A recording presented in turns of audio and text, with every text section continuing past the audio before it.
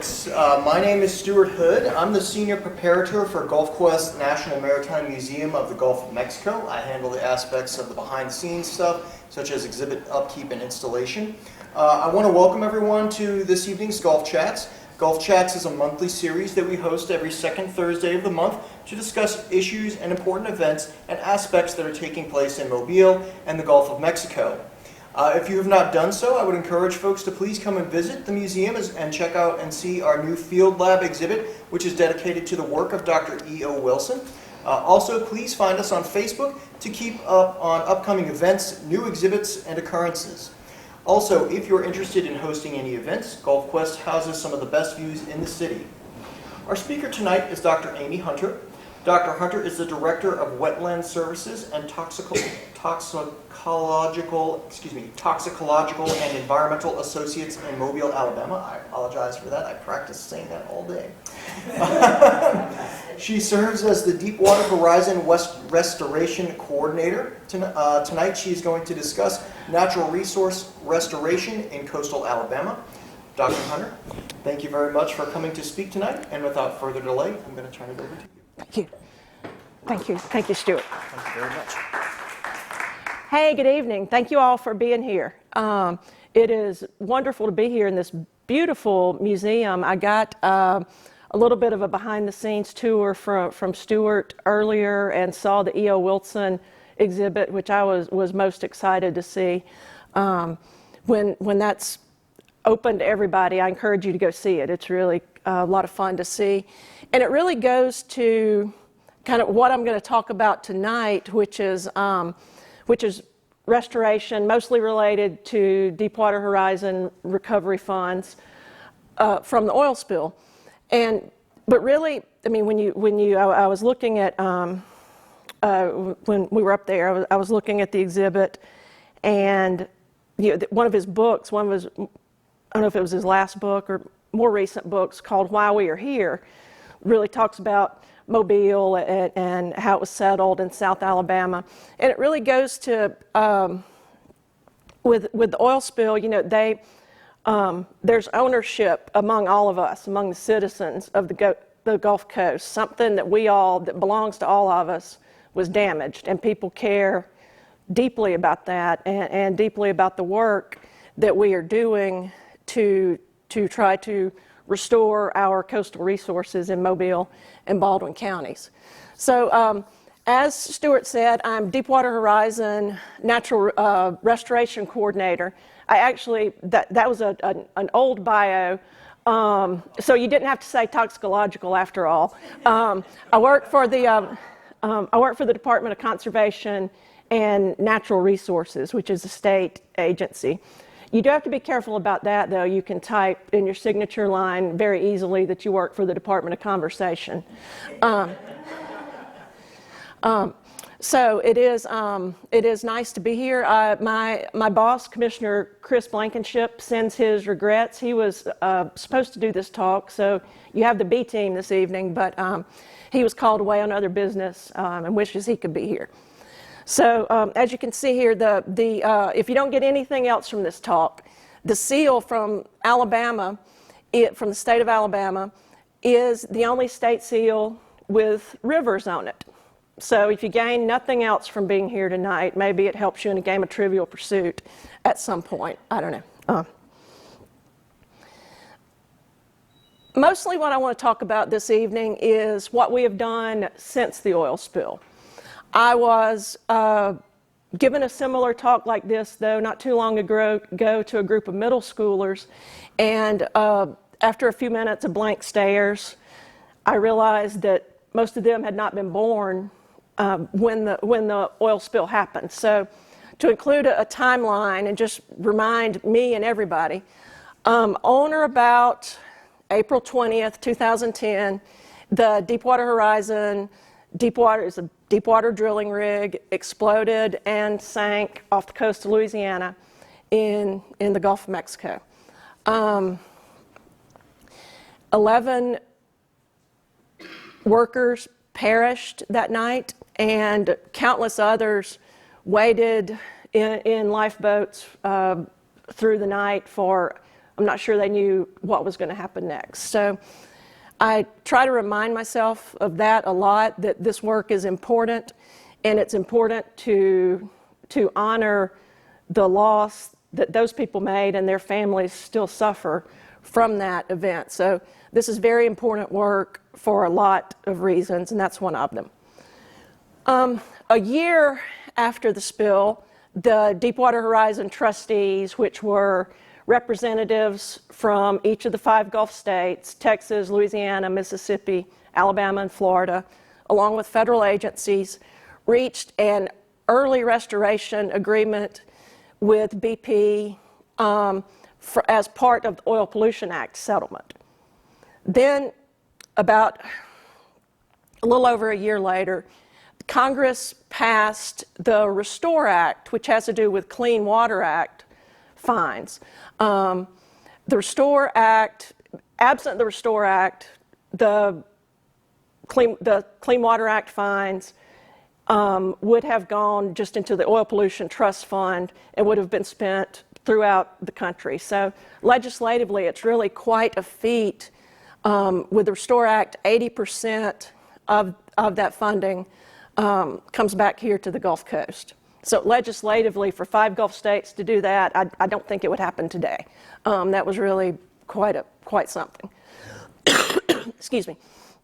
Then, again, though, if the passage of the Restore Act was just Congress, that was absent any real settlement. So then in 2012 and 2013, BP and Transocean actually owned the rig itself, settled their Clean Water Act criminal fines.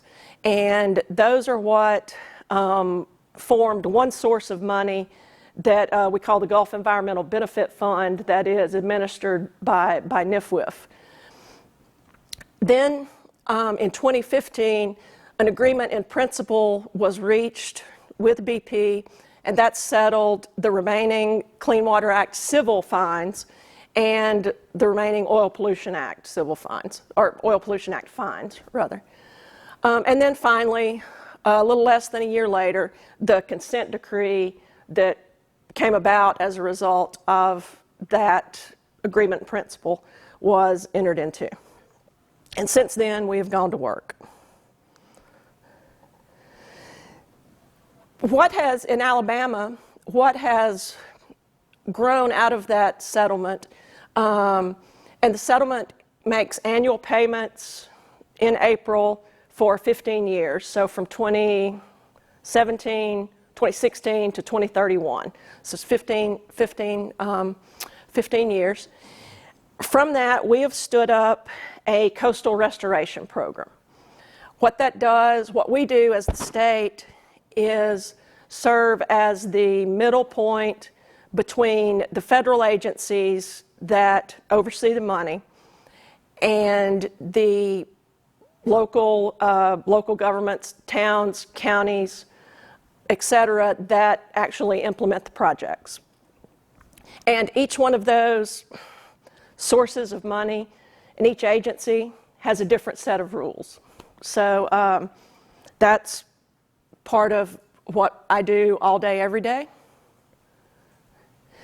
And what you can see here, if you go to Outdoor Alabama, we have 176 projects in some stage of either implementation, or a few of them are complete, a few of them are in planning. So I can't possibly go over each of those tonight, nor would I imagine you want me to. But what you can do, if you go to Outdoor Alabama and you look at our programs, and this is a still shot of the slide. If you look at our programs, we have a coastal restoration program. You can see what project ideas have been submitted. You can see which ones have been selected. And we have a storyboard of the ones that have been selected so that you can, in theory, I know we've got some broken links, we're working on that, but you can come here, click on project, 65, and it should take you at least to a one-pager about a specific project. So we try to keep this maintained so that you at least have a thumbnail shot of everything that's going on. And what you see is, if you look at any given plan, so for some of the Restore Act money, we have multi-year implementation plans or state expenditure plans. For NERDA, for Oil Pollution Act fines, we create what are called restoration plans. For any one of those plans, it may look a bit focused on birds or turtles or this part of this town or that county. But if you look at what we've done as a whole across all sources of funding, I like to think we've done as good a job as we could of distributing it by geography and by project type.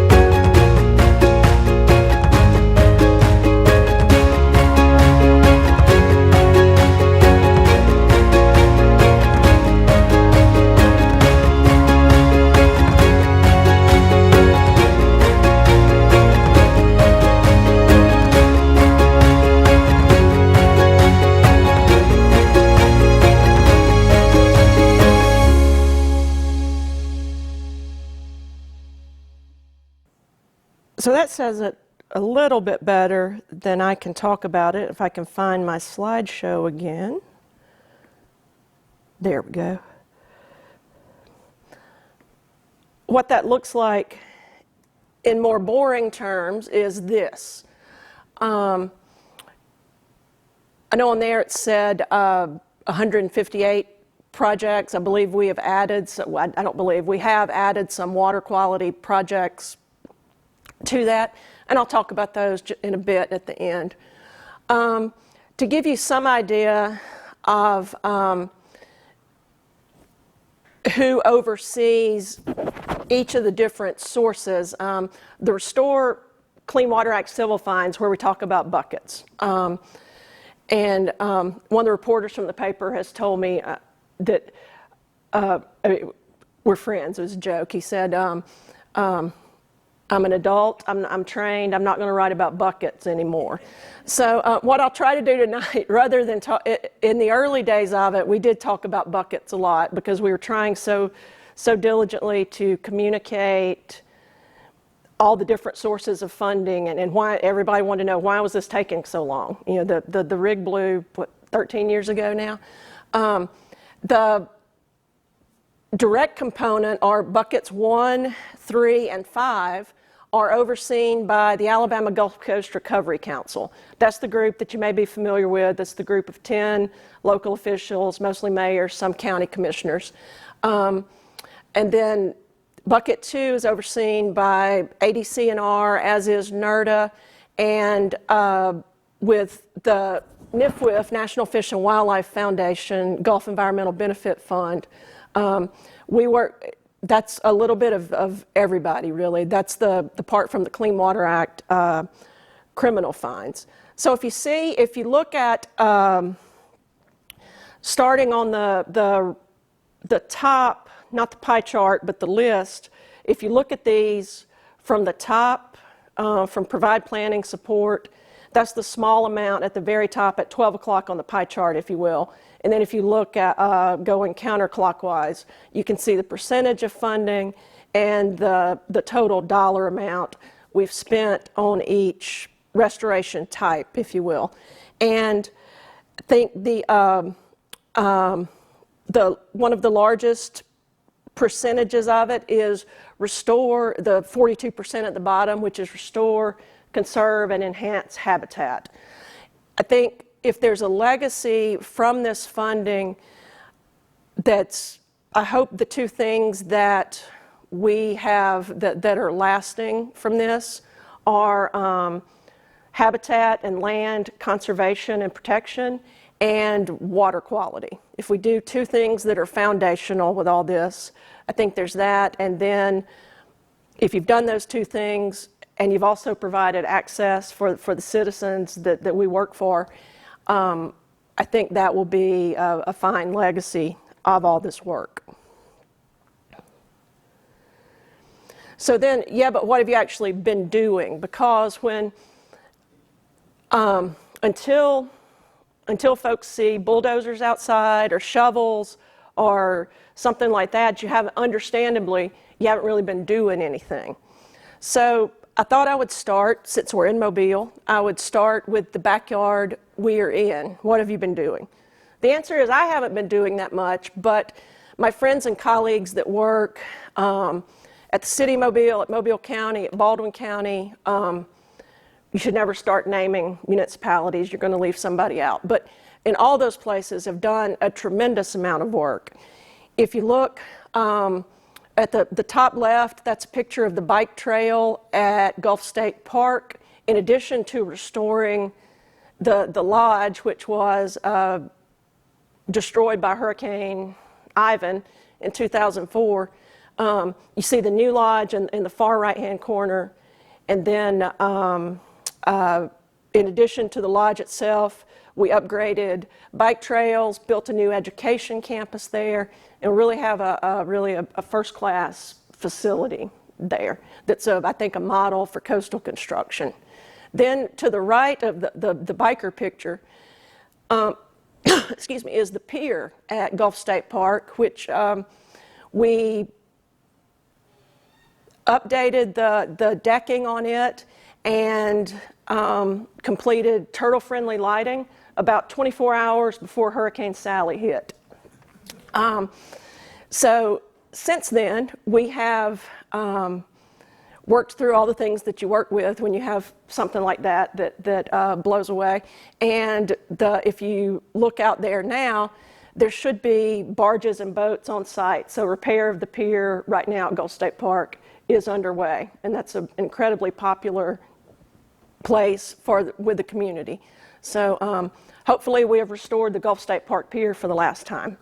I probably shouldn't knock on something. Yeah.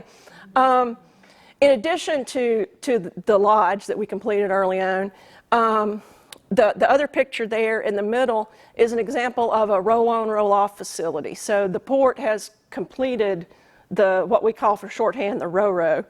It is, if you're going to make cars or import or export cars, a modern port really has to have something that moves those quickly. And the photo doesn't do a very good job of it, but the size of those, well, it kind of does. The size of those ships, it's like if a parking deck floated up, just how much they can roll off and how fast all that works is really something. So that is complete. That was, I think, the first restore project that got done. And then on down is a picture of the just on site at the Orange Beach sewer project, which is also complete. It's hard to get a good picture of a sewer project that you'd really want to show in public. So there's me talking to a guy in a cap. Then the next picture is a completed project in Baldwin County. It's the Bon Secours dredge material disposal area. Doesn't look like a very important project or exciting project, but it is. It provides Baldwin County the space they need when to store material when they dredge the mouth of the Bon Secours River. So without that, and it was full, the site they had was full and outdated. This is a new, they called it the box that goes at the end of it that traps all the sediment and so forth. So it's a very important project. Then for projects in progress, I did not divide this up by funding source. I divided it up by geography. Again, there are 176 projects. I will inevitably leave many of them out. So if I don't cover something, I'm happy to take questions about a specific project afterwards. But the City of Mobile, as you notice, just driving here or going to a parade or doing anything, they have so much underway and they're so busy. With Restore, they are implementing the 3 Mile Creek Greenway project. This is on the far right. This is just west of Tricentennial Park where the trail stops. This is the next section of the trail. The segments of that are numbered, that the city's working on right now, are numbers 5, 6, and 7 of that piece. So this was the day they got the bridge and got it installed. In these days of supply chain disruptions and everything they went through, that's not trivial. So it was a happy day to see that go in. And they're really doing a very good job on the Greenway. And then similarly at the top of 3 Mile Creek at Langham Park, the city is doing a lot of good work, as is the NEP, to stabilize the banks of 12 Mile Creek and some of the tributaries that flow into the lake at Municipal Park. And there is invasive species removal, and dredging has not begun, but there is dredging contemplated for that next step. St. Louis Street, the portion of Restore, the portion of St. Louis Street that Restore will fund, again, it's another one hard to send a picture for, but there are utilities and things that need to be moved with Maws and Alabama Power and so forth underneath the streets. So, and the result of that is it's easier to revitalize the whole street then if you update the infrastructure. So that's what that does. I think that the city will be able to, well, I don't want to speak for them, but sometime in 2024, they'll be able to advertise bids and go to completion on that. They've really done a good job. It's been a tough project. Additionally, as anybody who's had a trash can or automobile float away can tell you that lives here, we need stormwater mapping. They are also working on that. It's a necessary and difficult thing to do. And then finally, last but certainly not least, the Africatown Visitor Center is at 100% design, which means we are working through the last steps of that with Treasury to get a permission to advertise. That should 3 to 6 months, I would guess, is the time frame on that when it should go to bid, and we should start to see construction from there. The city did an excellent job with public outreach and taking public input on the building design and so forth. Then moving out in our concentric circle, just slightly larger, Mobile County does an extraordinary amount of work. Most of the smaller towns like Biola Battery, Chickasaw, so forth, managing one of these enormous federal grants that is administratively intensive would be is difficult for anybody. So Mobile County has stepped up, and Mount Vernon Water Treatment Plant, which is what you see there at the bottom right, which they built an updated chlorination facility, and it is that project is in. This was just in the demolition phase when I took this picture. That project is in punch list, and so it's basically done. They're running testing on that, so that is great to see. Moving to the far other end of the county, there are 4 projects in Biola Battery, what we call City Docks, which is next to the boat ramp in Lightning Point. If you go down there, the big casino-looking boat that sits there. There are a lot of different sources of money right there doing restoration. What you see on the top picture that looks out on a restored marsh is Lightning Point, which is the marsh right in front of City Docks. The Nature Conservancy has done a good job leading that project, and it's a huge marsh restoration and shoreline stabilization. The City Docks itself, that project itself, is in engineering and design and permitting. But the goal from that will be, at some point, just like you go to the farmer's market here, it'll give the shrimpers and so forth in the bayou a market to sell seafood, we hope, right off the boat. So you go down there a certain Saturday of the month or what have you. Again, that's a good project. The probably next project that will go out for bid will be the extension of the effluent force main in Biola Battery. It extends a distance now. I don't remember the linear footage. It extends some distance now from their treatment facility, and we would like for it to extend further away from the oyster beds and so forth. So that's what that project will do. The county is leading it. Again, we expect to advertise for those bids sometime in the first half of 2024. And same with pump and lift station upgrades. These are just upgrades to the sewer system there. And again, that is in engineering and design. Then finally, again, Mobile County has an extraordinary list of projects. I know I'm leaving some out. Bayfront Park, not the one in Daphne, but there's also one just at the north end of the Dauphin Island Bridge. It's a county-owned park. That is under restoration now. It's under construction. I believe the water side of that work is done, which is shoreline stabilization, and the improvements there at the little park on land are ongoing.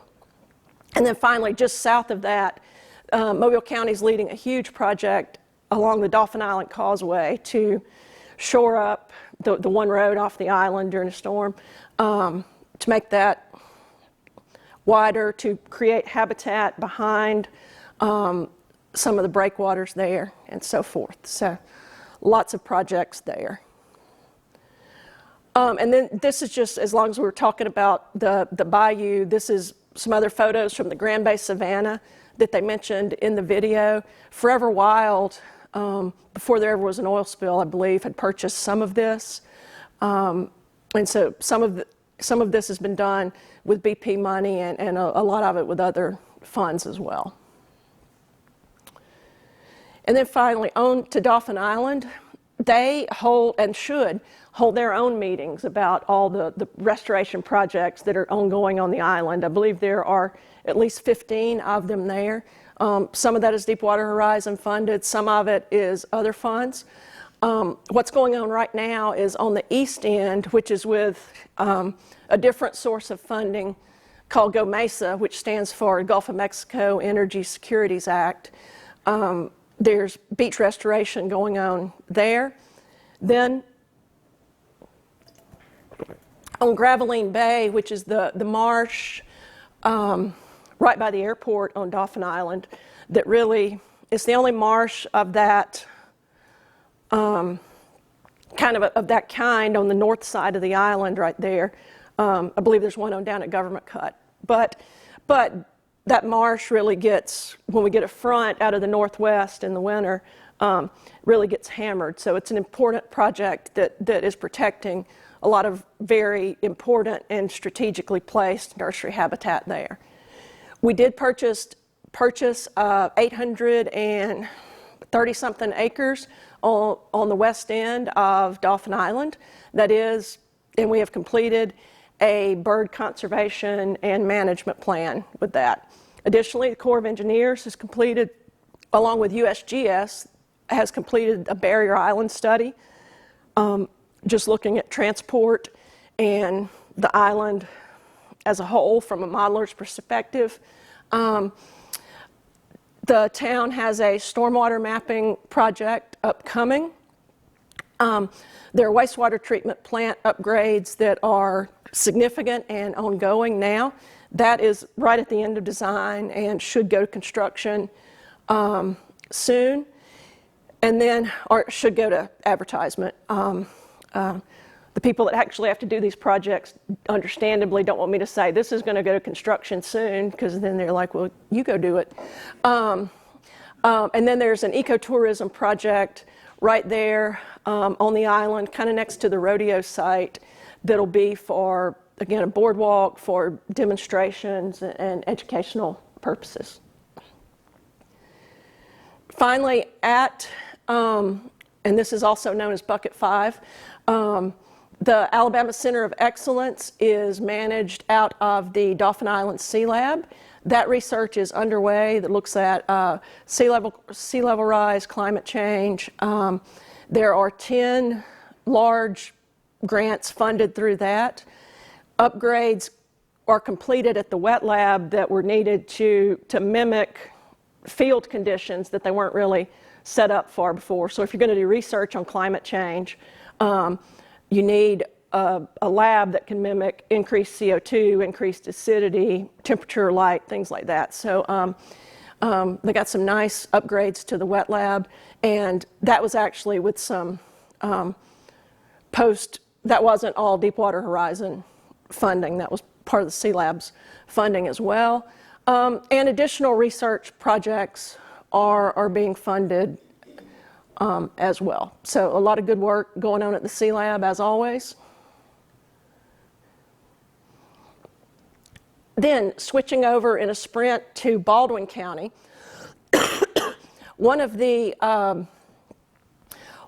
places that's been a real focus for this commissioner, for this administration, is the Perdido River and all the land that is on either side of it. There are canoe trails there that are beautiful. It's a pine upland, pine savanna. It's a priority for Alabama because it increases habitat connectivity along a corridor, so you don't just have spots of land that you bought here and there. And when you do something like that, it helps with a lot of fairly boring things like genetic diversity, things like that. And it provides large-scale water protection. And these are just some examples. Once the land is purchased in that type of, and those pitcher plants are actually at Splinter Hill at the bog that's a bit north of there, that's a Forever Wild property. But what we're able to do in some of these pine areas is restore fire to that system. And when you do that, you get a lot of nice pitcher plants and a lot of good things, ecologically speaking, happen. So, and these are the Perdido land is also part of the Perdido Wildlife Management Area, so it is accessible to the public for all sorts of things. Then in Orange Beach, some of the things they have done. They have completed over 9 miles of their sewer force main upgrade. They got that project, it ran smoothly, they got it done in good time. Orange Beach has one of the most impressive wildlife rehab centers and programs of any smallish town that I've seen. What I'm standing in there pointing is where if they get calls from the bigger birds, the raptors, that's where they rehab those and maybe teach them to hunt and see if they can fly again, things like that. Then in addition to that, there are improvements, traffic improvements along Canal Road. Maybe it could be an effort to separate some of the beach traffic and the local traffic, or it really just increases capacity. And that's what I know the very nice man that was up there doing construction supervision on the right was just hoping he'd have a biologist come along and point at the road for him. But Orange Beach has got a lot of good projects, and again, their wildlife rehab work is really something. And the Deepwater money did not fund the cage I'm standing in. I just wanted to go in there and see it. What is funded with that is all the equipment and supplies and things they need for the inside of their facility. And then Auburn is constructing a coastal engineering facilities building there as well. That's really Auburn's project, not Orange Beach's, but I put it there because of geography. Moving on over to Gulf Shores, they have under construction the Center for Ecotourism and Sustainability, which is what you see, the mock-up of it and the layout on the bottom right. Additionally, the City of Gulf Shores is doing restoration around Little Lagoon that is really it's really a whole program. There is water quality work in that, there's living shorelines and stabilization. So three little words don't really do that project justice. There's a lot going on with it.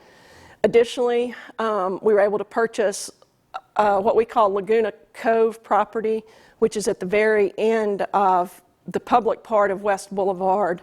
And there will be public access improvements there where you can do a kayak launch, things like that, that really be very nice. And you'll be kind of then on the south side of the refuge at the Bon Secours Refuge at that point.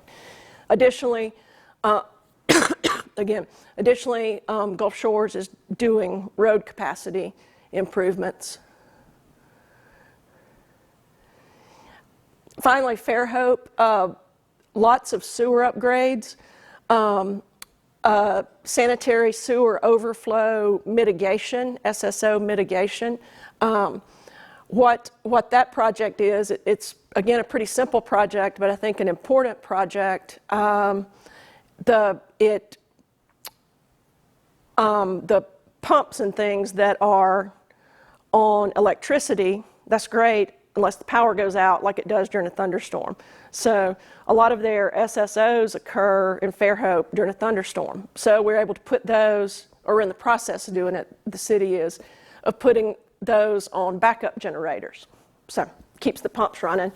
Anyway, and then the working waterfront and green space is at the end of the design and bidding phase. So finally, for, I guess, coming attractions, we do have a regional water quality program where we were able to, through Bucket 2, all respect to Lawrence at the paper, but sometimes I have to say Bucket. There are different types of water quality projects we were able to fund through that, and those are upcoming. For stormwater management, we have 3 projects, one in Fairhope, one in Orange Beach, and at the town of Dauphin Island. It's generally some sort of master plan. For erosion and sediment control, there's one of those projects that will be in Baldwin County. One is on the campus of South Alabama at the very, very top of 3 Mile Creek at the headwaters to reduce sediment inflow there at South. And that was the bottom one that I talked about then. And then the monitoring piece of all this will also be done by scientists at South and at the Sea Lab. 5 more just wastewater system improvements. Again, the SSO mitigation project that I talked about is really generators at Fairhope. In Saraland, in the Bayou, and in Grand Bay, there are septic to sewer projects. And then Dauphin Island would like to look at the collection system. We're working on the treatment plant now, but they would like to look at the sewer collection system improvements next with that project. So, and I think water quality, why isn't a priority for us here? Poor water quality, if you don't have water quality, it's kind of a non-starter for everything else. So it's an economic and an environmental problem.